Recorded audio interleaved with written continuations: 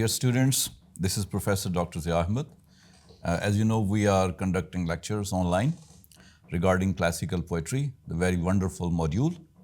And today I have selected the starting portion of Chaucer's book, Canterbury Tales, Prologue to the Canterbury Tales. This is the most fascinating part of Chaucer's book. We shall be trying to understand here how does Chaucer fit into the classical poetry mode and what are his characteristics because of which we will be able to see that he is really a classical poet. Well, if you look at the lines of the very introductory lines, because of which it's called prologue, and that these lines can be considered as the prologue of the book itself. Here he introduces what he is going to do, what was the situation going on with him, and what kind of things would be included in his book. But dear students, if you are looking at the line, the English spells are quite different, and so was the pronunciation at that time, because it was written in 15th century by Chaucer. English was not that improved and developed at that time, though Chaucer was making his efforts, so that is why very different spells are available. First I will read 1 to 3 lines in the traditional style, and after that I will show you how in modern style we can read.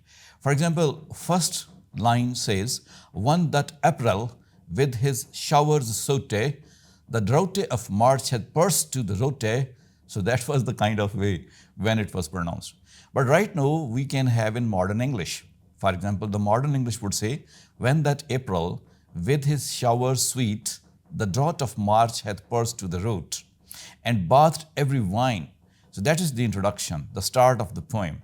It says that when the April season comes at that time, it is really very fascinating to see that April season has come, and that season is definitely the season of rejuvenation. In April, there are fresh flowers, there are fresh smells and scents of the different flowers, and the birds are there and everything like that. So April is going to be the month of rejuvenation, as you have seen here also. But in the European countries like England, as Chaucer lived there, the shower is very beautiful in the month of April. Let me tell you a little bit of the background.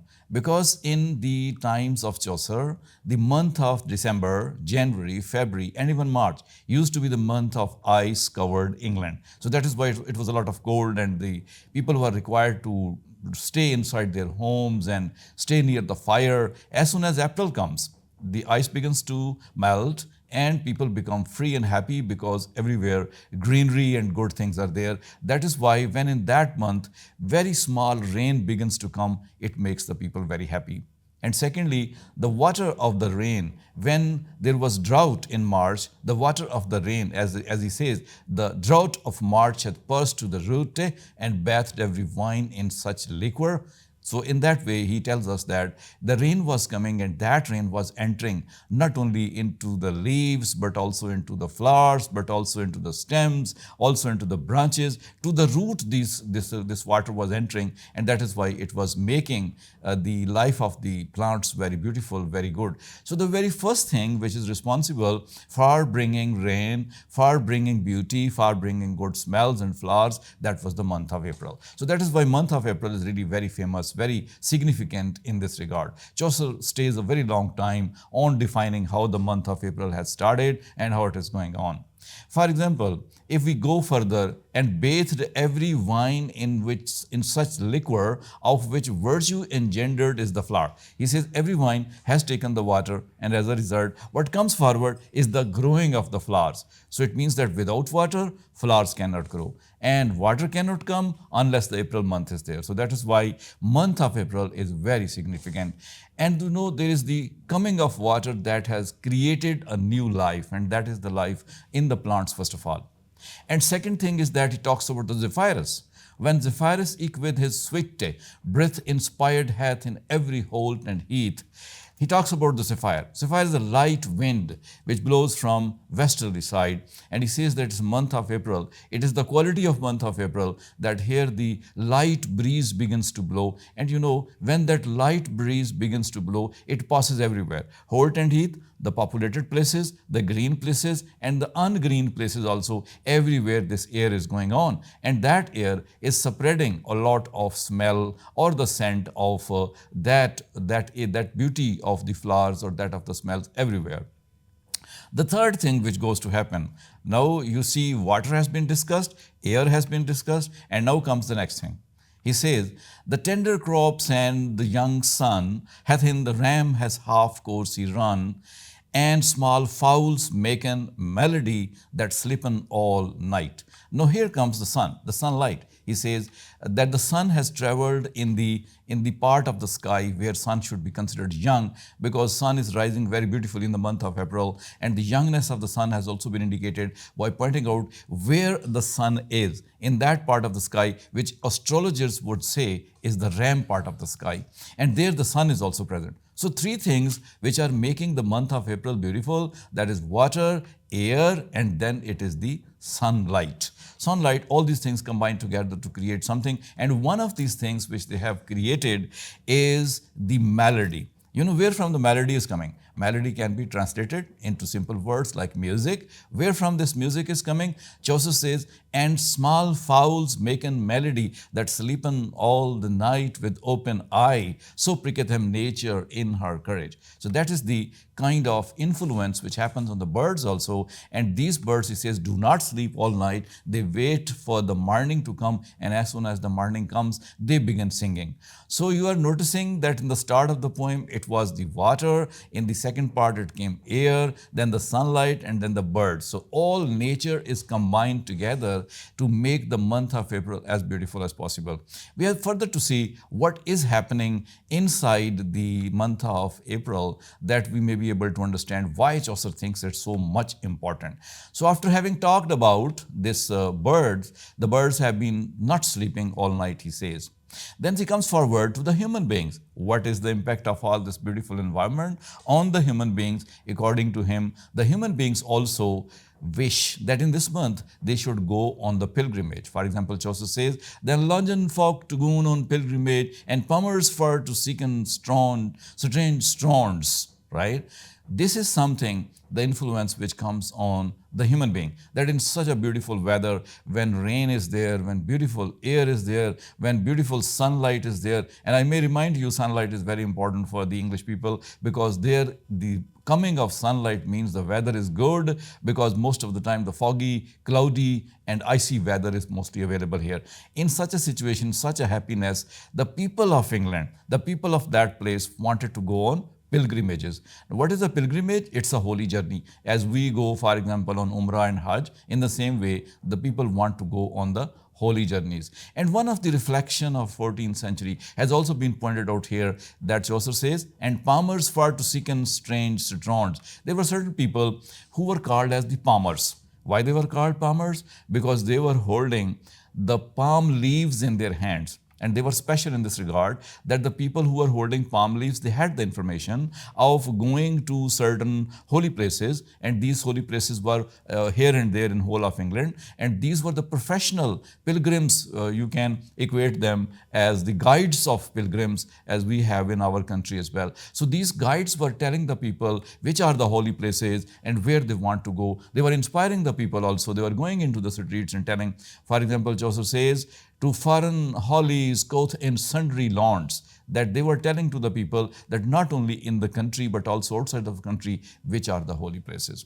And then he comes to the focus, where all these people want to go. And that is why Chaucer says, and especially from every shire's end of England to Canterbury they went. So that is the place where all these people, the pilgrimages or the pilgrims want to go in England. One of these places, according to him, is a special place, the beautiful place, and that is the Canterbury. And you know, from here, he has taken the name of his book also, Prologue to the Canterbury Tales. So Canterbury place in England is the main focus, where these pilgrims are to go there.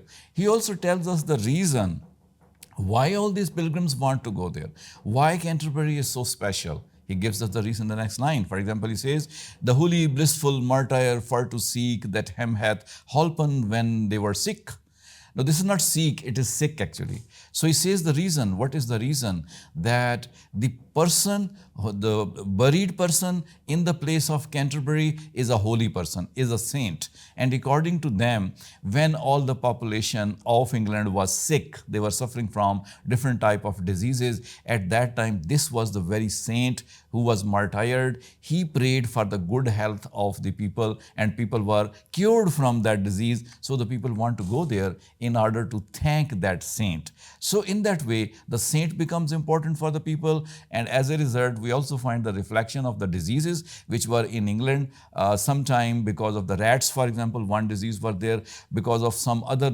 conditions of weather. The diseases used to be there. Many people died there, but this saint who is buried in Thomas A. Becket is the name of the saint, by the way, boys.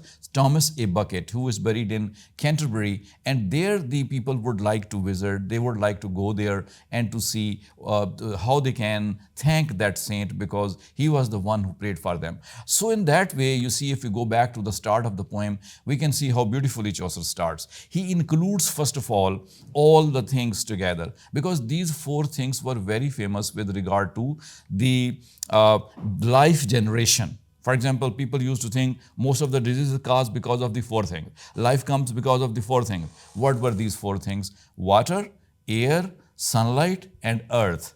These four things Chaucer first of all talks and says that this is the April month when life rejuvenates after 6 months of ice and rain or covering of the snow. Life comes into being. These are four things: air, water, and sunlight, and all these things, earth also. Now then he converts himself, first of all, what is the impact of all these things to the birds. And birds sing because of all this beautiful situation, and then he moves on to the human being. So it means that not only the natural objects were influenced by the month of April, but also the human being. So human beings have got a special influence, and that influence is that they want to go to the holy places, and palmers used to help them. I remind you, the palmers are the people who were professional pilgrims, and they invited, gave information, told to the people how and where the people can go. So that is why Chaucer especially mentions these palmers. It means that he is reflecting his age also, that in his age these professional pilgrims were present. Now where do they want to go? They want to go to Canterbury, not only to the place in England but also some foreign lands.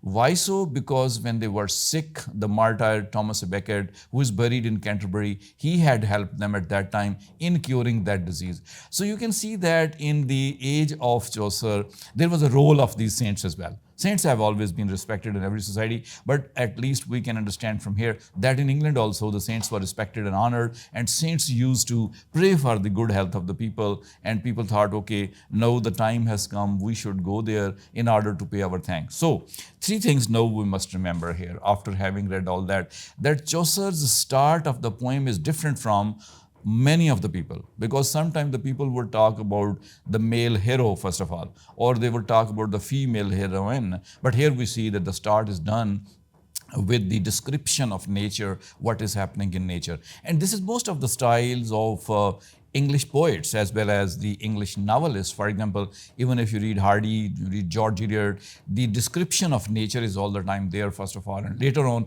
that influence and connectivity is created with the human being. Same thing has been done by Chaucer, that he introduces nature, first of all, what is happening inside nature. Then he comes a live and moving part of nature, and that is going to the birds. Their beautiful songs come there. And he connects these beautiful songs with the songs of the palmers, with the wishes and the desires of the people who want to go to different places in order to perform pilgrimages. And I must say, dear students, that pilgrimages were very important in Chaucer's time. These may not be that important now, but because of the presence of religious force, because of the love for religion, or because of the faith, whatever was existing, people wanted to visit that. And not only, these were the source of religious attraction. These were also the source. The pilgrimages were the source of enjoyment and the pleasure also. That is why special attention has been given by Chaucer to these such things. So that is the start of the poem, Prologue to the Canterbury Tales. I have included half of the poem in this lecture. Half I shall be doing in next coming lecture.